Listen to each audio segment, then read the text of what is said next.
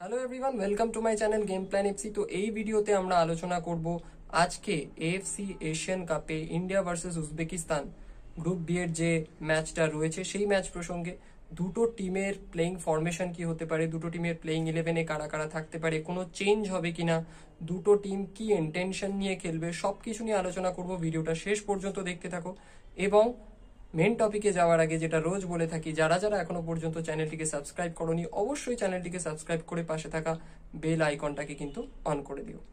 তো আজ FC Asian কাপে গ্রুপ বি এর দুটো ম্যাচ রয়েছে। প্রথম ম্যাচে সিরিয়ার মুখোমুখি হতে চলেছে অস্ট্রেলিয়া এবং দ্বিতীয় ম্যাচে নামছে ইন্ডিয়া এবং উজবেকিস্তান। ইন্ডিয়া যারা কিন্তু গত ম্যাচে তাদের থেকে অনেক বেশি শক্তিশালী অস্ট্রেলিয়া ফুটবল টিমের এগেন্স্টে কিন্তু 2-0 হেরে আজকে ম্যাচে নামবে, এবং অপর দিকে রয়েছে উজবেকিস্তান যারা কিন্তু গত ম্যাচে তাদের থেকে অনেক কম শক্তিশালী দুর্বল প্রতিপক্ষ বলা যায় তাদের তুলনায়, তাদের সাথে কিন্তু গোল শূন্য ড্র করে আজকের ম্যাচে কিন্তু নামছে। দুজনের কাছেই, দুটো টিমের কাছে কিন্তু ম্যাচটা ভীষণ ভীষণ ইম্পর্টেন্ট। ইন্ডিয়া যেমন একদিকে চাইবে অন্ততপক্ষে এই ম্যাচ থেকে একটা পয়েন্ট সংগ্রহ করতে, জিতলে খুবই ভালো, 3 পয়েন্ট পাবে। তবে জেতাটা এখন বলা যাচ্ছে না কি হবে, কারণ দেখো রিয়েলিটিটাও তো আমাদের মাথায় রাখতে হবে। ইন্ডিয়া কিন্তু উজবেকিস্তানের থেকে অনেক পিছিয়ে ফুটবলিং নেশন হিসাবে, ফুটবলিং কান্ট্রি হিসাবে কিন্তু ইন্ডিয়ার থেকে উজবেকিস্তান অনেক এগিয়ে রয়েছে। তোমরা র্যাঙ্কিং দেখলেই সেটা বুঝতে পারবে, অন্তত 30 থেকে 35 ধাপ কিন্তু ইন্ডিয়া পিছিয়ে রয়েছে উজবেকিস্তানের থেকে। তো রিয়ালিটিটা মাথায় রেখে সঠিক পরিকল্পনা করে কিন্তু আজকের ম্যাচটা ইন্ডিয়াকে খেলতে হবে। সেদিক থেকে আমার মনে হয় ইন্ডিয়া চেষ্টা করবে অ্যাটলিস্ট যাতে 1 পয়েন্ট পাওয়া যায়। জিততে পারলে খুবই ভালো, আমি বলছি না যে জিততে পারবে না, বাট জেতাটা টাফ। অপরদিকে উজবেকিস্তান কি চাইবে? উজবেকিস্তান চাইবে, ফার্স্ট ম্যাচটা তারা ড্র করেছে, তাই চাইবে এই ম্যাচটা থেকে পুরোপুরি 3 পয়েন্ট দখল করতে এবং নকআউট স্টেজে অর্থাৎ পরবর্তী রাউন্ডে নিজের জায়গাটাকে প্রায় পাকা করতে চাইবে। এই হলো ব্যাপার। এখন ইন্ডিয়া এবং উজবেকিস্তান দুটো টিমের কাছেই কিন্তু ম্যাচটা ভীষণ ইম্পর্টেন্ট। তোমরা যদি এখন গ্রুপ বি এর পয়েন্টস টেবিলটা দেখো, একে দেখবে অস্ট্রেলিয়া রয়েছে, এরপরে কিন্তু উজবেকিস্তান এবং সিরিয়া, দুটো টিমের পয়েন্ট সংখ্যা এবং ম্যাচ সংখ্যা কিন্তু সমান। অস্ট্রেলিয়া এক ম্যাচে 3 পয়েন্ট, সিরিয়া এবং উজবেকিস্তান এক ম্যাচে 1 পয়েন্ট করে পেয়েছে, সমান ম্যাচ সমান পয়েন্ট। এবং ইন্ডিয়া কিন্তু একেবারে বটম পজিশনে রয়েছে, তাদের কিন্তু এক ম্যাচ খেলে পয়েন্ট সংখ্যা 0, তারা কিন্তু হেরে গিয়েছিল ফার্স্ট ম্যাচে। সুতরাং ইন্ডিয়াকে কিন্তু পয়েন্ট কালেক্ট করতেই হবে, কারণ এফসি এশিয়ান কাপের 6খানা গ্রুপ রয়েছে। 6টা গ্রুপের প্রত্যেকটা গ্রুপ থেকে কিন্তু টপ দুটো টিম ফার্স্ট এবং সেকেন্ড কিন্তু পরবর্তী রাউন্ডে যাবে, অর্থাৎ 12টা টিম। এছাড়াও কিন্তু 6টা গ্রুপের মধ্যে থেকে যে কোনো 4টে গ্রুপ থেকে তৃতীয় স্থানাধিকারী 4টে দল কিন্তু যাবে, যাদের পয়েন্ট সংখ্যা কিন্তু বেশি থাকবে। ঠিক আছে, তো 4টে best team, best third placed team কিন্তু পরবর্তী রাউন্ডে যাবে, অর্থাৎ 16টা টিম কিন্তু নকআউটে খেলবে। দেখো, একে যে অস্ট্রেলিয়া ফিনিশ করবে এটা আমরা মোটামুটি ধরে নিতে পারি। অস্ট্রেলিয়ার প্লেয়ারদের যেরকম স্কিল রয়েছে, তাদের যেরকম পোটেনশিয়ালিটি রয়েছে, তাদের যেরকম কোয়ালিটি, তারা একেই ফিনিশ করবে। পড়ে রইল 2 এবং 3, 2 নম্বর স্পট এবং 3 নম্বর স্পট। তো এই দুটো স্পটের মধ্যে কিন্তু ইন্ডিয়াকে ফিনিশ করতে হবে যদি পরের রাউন্ডে যেতে চায়, নকআউট রাউন্ডে যেতে চায়। 2-এ ফিনিশ করলে চিন্তার কোনো ব্যাপার নেই, চোখ কান বুঝে কিন্তু পরের রাউন্ডে চলে যাবে। 3-এ যদি ফিনিশ করে তাহলেও কিন্তু একটা চান্স থাকবে। তো 3-এ ফিনিশ করলে ইন্ডিয়াকে কিন্তু তাকিয়ে থাকতে হবে বাকি যে 5টা গ্রুপ রয়েছে, সেই গ্রুপের যে 5টা থার্ড প্লেসড টিম রয়েছে তাদের পয়েন্টসের উপর। তো সেক্ষেত্রে যাদের পয়েন্ট বেশি হবে, যাদের পারফরমেন্স বেটার হবে, তারা কিন্তু যাবে। 4টে টিম আমি বলেছি যাবে, 4টে বেস্ট তৃতীয় স্থানাধিকারী টিম যাবে। সেক্ষেত্রে কিন্তু ইন্ডিয়ার চেষ্টা করা উচিত যতটা বেশি সংখ্যক পয়েন্ট অর্জন করা।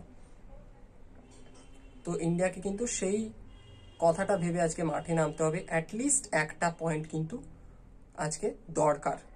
পরবর্তী ম্যাচে যদি ইন্ডিয়া জিতে যায় সেক্ষেত্রে 4 পয়েন্ট হয়ে যাবে, সেক্ষেত্রে কিন্তু অনেকটা সুবিধা হয়ে যাবে ইন্ডিয়ার পরবর্তী রাউন্ডে যাওয়ার ক্ষেত্রে, সেটা দ্বিতীয় স্থানেই হোক বা তৃতীয় স্থানেই হোক, চান্সটা অনেকটা বেড়ে যাবে। কিন্তু আজকের ম্যাচটা অনেকটা টাফ হবে। দেখো, প্রথমত এটা বলে রাখি, ইন্ডিয়াকে কিন্তু আজকে কাউন্টার অ্যাটাকিং বেসড ফুটবল খেলতে হবে, কারণ উজবেকিস্তান প্রচুর প্রেস করবে, প্রচুর অ্যাটাক করবে। সেক্ষেত্রে ইন্ডিয়া কিন্তু সেভাবে অ্যাটাকে আসতে পারবে না, সেরকম সুযোগ পাবে না। সেরকম সুযোগ দেবে না বলা যায় উজবেকিস্তানের ফুটবলাররা। তো ইন্ডিয়াকে কিন্তু কাউন্টার অ্যাটাকের উপরই নির্ভর করতে হবে, এবং সুযোগ আসবে বাট খুব কম সুযোগ আসবে, সেই স্বল্প সুযোগকে কিন্তু কাজে লাগাতে হবে। সুযোগগুলোকে কিন্তু হেলায় হারালে চলবে না, খুব ক্লিনিক্যাল পাসিং করতে হবে। যদি সুযোগ আসে গোলের সামনে ক্লিনিক্যাল ফিনিশ করতে হবে।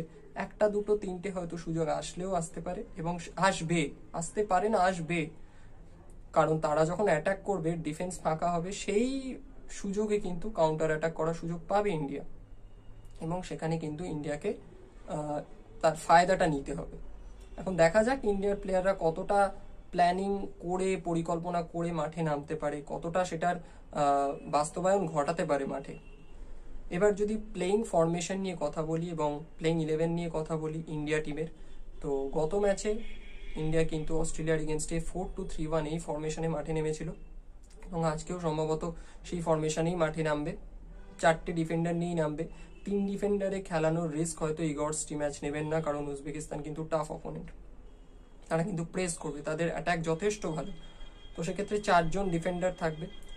এর আগে বলে রাখি যে গোলকিপিং বিভাগে কিন্তু হয়তো গুরপ্রীতই শুরু করবে, যদিও গুরপ্রীতের একটা ভুল হয়েছিল আগের ম্যাচে, বেশ কয়েকটা ম্যাচে কিন্তু গুরপ্রীত ভুল করছে, আইএসএলেও আমরা দেখেছি। সেদিক থেকে বিশাল কায়েতকে খেলানো যেতে পারে, তবে আমার মনে হয় যেহেতু বড় ম্যাচ, গুরপ্রীতের ওপরই ভরসা রাখা হবে। তো গুরপ্রীত গোলে থাকবে। দুজন সেন্টার ব্যাক হবেন রাহুল ভেকে এবং সন্দেশ জিঙ্গন অসাধারণ খেলেছিলেন লাস্ট ম্যাচটা।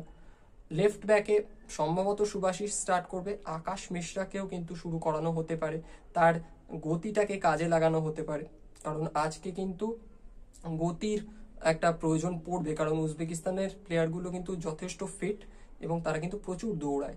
সেটার সাথে পাল্লা দিতে গেলে কিন্তু আকাশ মিশ্রার মতো প্লেয়ার দরকার পড়বে। তো দেখা যাক, আকাশ মিশ্রাকেও খেলানো হতে পারে, তবে আমি এখন সুভাশিস বোস ধরেই এগোচ্ছি, কারণ তিনি লাস্ট ম্যাচটা খেলেছিলেন, ভালো খেলেছিলেন। রাইট ব্যাকে থাকবেন নিখিল পূজারি। দুজন সেন্ট্রাল মিডফিল্ডারের ভূমিকায় কিন্তু ওখানে আপুইয়া এবং দীপক টাংরি থাকবেন। যদি কারো চোট থাকে সেক্ষেত্রে হয়তো আমরা অনিরুদ্ধ থাপাকে দেখতে পারি আজকে প্রথম থেকে। এরপরে ডান দিকে রাইট উইংয়ে কিন্তু খেলবেন মনবীর সিং, খুব ভালো খেলেছিলেন লাস্ট ম্যাচটা। লেফট উইংয়ে কিন্তু খেলবেন ছাংতে। নাম্বার 10 পজিশনটায়, অর্থাৎ অ্যাটাকিং মিডফিল্ডার পজিশনটায় আগের বারে কিন্তু সুরেশকে দেখা গিয়েছিল, সুরেশ ওয়াংজামকে।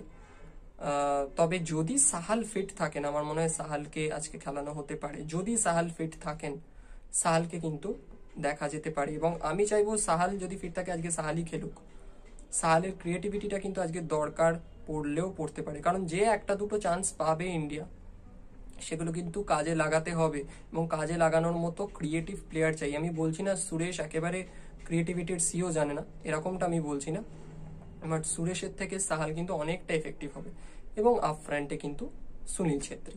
তো এই রকম কিছুটা হতে পারে ইন্ডিয়ার প্লেইং 11 বা ফরমেশন। সেম 11ই থাকবে, দু একটা চেঞ্জ হলেও হতে পারে। এবার যদি আমি উজবেকিস্তান টিমটার ফরমেশন নিয়ে কথা বলি, টিমটার কোচ যিনি রয়েছেন তিনি কিন্তু বিভিন্ন ম্যাচে বিভিন্ন ফরমেশন অ্যাপ্লাই করেন। তো দেখা যাক আজকের ম্যাচের জন্য তিনি কি ফরমেশনে নিজের টিমকে নামান। গত ম্যাচে কিন্তু তিনি 3-4-2-1 এই ফরমেশনে নিজের দলকে মাঠে নামিয়েছিলেন। তো আশা করব আজকেও হয়তো সেই রকম একটা ফরমেশনেই তিনি নিজের দলকে খেলাবেন, কারণ আজকেও কিন্তু ইন্ডিয়া তাদের থেকে অনেক দুর্বল প্রতিপক্ষ। তো ইন্ডিয়াকে কিন্তু ডমিনেট করার একটা টেন্ডেন্সি থাকবে, সেক্ষেত্রে আমার মনে হয় 3জন ডিফেন্ডার নিয়েই তিনি মাঠে নামবেন। এবার দেখা যাক ফাইনালে উনি কি ভাবেন। উজবেকিস্তান টিমের 3টে প্লেয়ার, এই 3টে প্লেয়ারকে কিন্তু থামাতে হবে ইন্ডিয়াকে। এই 3টে প্লেয়ার কিন্তু ওদের কি প্লেয়ার আমার যা মনে হয়েছে, এক হচ্ছে মাঝমাঠে জার্সি নাম্বার 7 ওটাবেক শুকুরভ। এই প্লেয়ারটা কিন্তু গেম তৈরি করে, গেম প্লে খুব ভালো, পাসিং খুব ভালো, তো খেলা তৈরি করেন কিন্তু এই প্লেয়ারটা। তো শুকুরভের দিকে নজর রাখতে হবে ইন্ডিয়ান প্লেয়ারদের। দ্বিতীয় যে প্লেয়ারটার কথা বলবো তিনি হচ্ছেন স্ট্রাইকার জার্সি নাম্বার 11 উরুনভ, অস্টন উরুনভ। এই প্লেয়ারটার কিন্তু বয়স অনেক কম, যথেষ্ট স্পিড রয়েছে, এবং এর দিকেও কিন্তু নজর রাখতে হবে। এবং 3 নাম্বার যে প্লেয়ারটার কথা বলবো তার নাম হচ্ছে মাশারিপভ। এই মাশারিপভ প্লেয়ারটাকে তোমরা হয়তো অনেকেই চেনো বা অনেকে চেনো না, যারা চেনো না তাদের উদ্দেশ্যে বলি, এই মাশারিপভ কিন্তু 1 বছর আগেও সে কিন্তু ক্রিশ্চিয়ানো রোনাল্ডো এখন যে ক্লাবে খেলেন আল নাসের, সেই আল নাসেরে কিন্তু খেলে গেছেন এবং সেখানে প্রায় 40-42টা ম্যাচ খেলেছেন মাশারিপভ।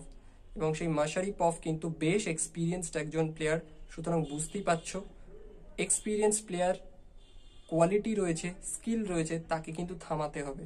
তো এই 3জন প্লেয়ার কিন্তু কি ফ্যাক্টর হতে যাচ্ছে আজকের এই ম্যাচটায় উজবেকিস্তানের পয়েন্ট অফ ভিউ থেকে, এবং এই 3জনকে থামানোর দায়িত্ব কিন্তু থাকবে ইন্ডিয়ান ডিফেন্ডারদের ওপর। তারা আগের ম্যাচে যথেষ্ট ভালো ডিফেন্ডিং করেছে, আজকেও করতে হবে। এবং ডিফেন্ডার ছাড়াও মাঝমাঠে যারা সেন্ট্রাল ডিফেন্সিভ রোলে খেলবেন, সেটা আপুইয়া হোক, থাপা হোক বা দীপক টাংরি হোক। দীপক টাংরিরও একটা ভালো গেম গেছে লাস্ট ম্যাচে, আমরা এক্সপেক্ট করিনি যে অতটা ভালো উনি খেলবেন, বাট আজকেও কিন্তু তাদের দায়িত্ব নিতে হবে। এবার দেখা যাক কতটা ইমপ্লিমেন্ট করতে পারেন তারা, কতটা ভালো খেলতে পারেন, কতটা ভালো প্ল্যান করে মাঠে নামতে পারেন উজবেকিস্তানের এগেনস্টে। আমরা সবাই চাই ইন্ডিয়া জিতুক, আশা করছি ভালো কিছু হবে। উজবেকিস্তানকে হারাবো আমরা, অন্তত হারাতে না পারি 1 পয়েন্ট দখল করব, 1 পয়েন্ট সংগ্রহ করব, 1 পয়েন্ট আমাদের দরকার রয়েছে। এবং লাস্ট ম্যাচ যেটা রয়েছে সিরিয়ার এগেনস্টে, সেটা আমরা জিতে কিন্তু পরবর্তী রাউন্ডে অর্থাৎ নকআউট রাউন্ডে কিন্তু যাব।